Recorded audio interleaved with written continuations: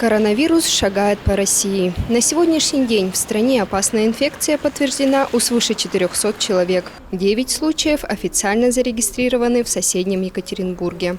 Советы по профилактике вирусного заболевания размещены, пожалуй, во всех информационных источниках. Следуют ли этим рекомендациям жители Ревды, мы узнавали на улицах города. Что делаете, чтобы не заболеть коронавирусом? Ничего. Пока как бы. Мы ему не верим. Мы заражаемся антисептиками и все. Не бегаю по улицам понапрасну. Вот там корм нужен, побежала кошки купить, а так? Стараюсь не выходить. Вот вышла погулять, одна хожу.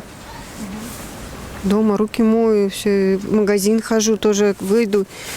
Сразу у меня салфетки с собой есть, руки вытираю. Ну, стараюсь поменьше общаться, в общественных местах находиться. Я стараюсь или утром ходить в магазины, или вот так, чтобы где меньше народа. И по общественным местам, извините, уже стараюсь не ходить. Руки мою. Ну, как бы, я не знаю еще, что. Дышу свободно, я как бы не боюсь. Ничего не делаю. Ничего. Скажите, что делаете, чтобы не заразиться коронавирусом? Ничего, просто не болею. Половина опрошенных ревдинцев оказалась скептически настроена в отношении коронавируса. Однако тут стоит подумать не только о себе, но и о своих близких, в особенности о старшем поколении.